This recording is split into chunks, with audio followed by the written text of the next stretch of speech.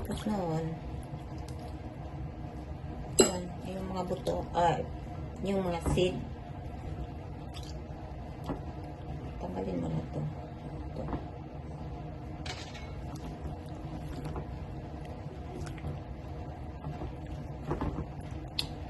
O kaya itanim niyo to. Para hindi na kayo bili ng bili. Ito na yung mantika, guys.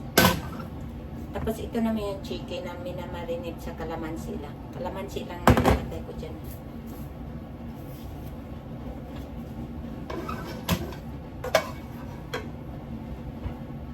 Tapos ito naman yung garlic.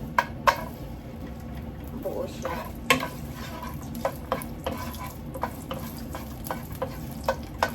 Tapos ito naman yung lola.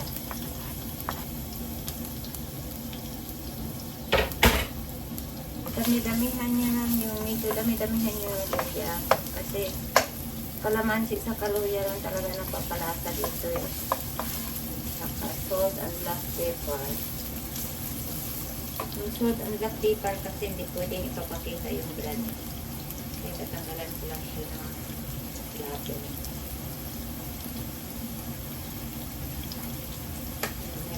Papakita yung brand na realistic.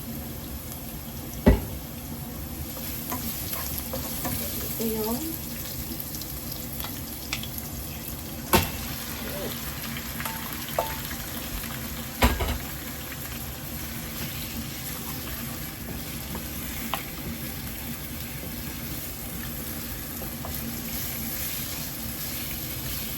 alam mo guys, yung lasa talaga nito parang sinigang eh, maasin pero masarap siya.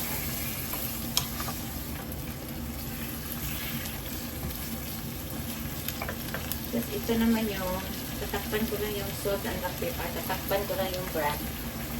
Salt and black pepper to. Ito yung pampalasa. Tatakpan ko lang muna ito siya.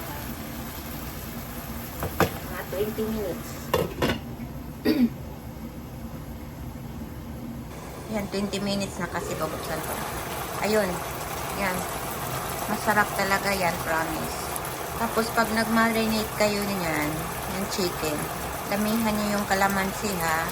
Tapos, yung luya din, dadamihan nyo. Kasi yun talaga nagpapalasa, eh.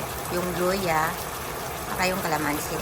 Then, yung salt and black pepper din, yung tama lang, wag masyadong damihan. Saka, wag nyong lagyan ng bitsin kasi hindi nakakabuti sa kalusugan yung bitsin, eh.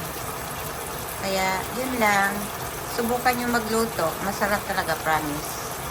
Thank you.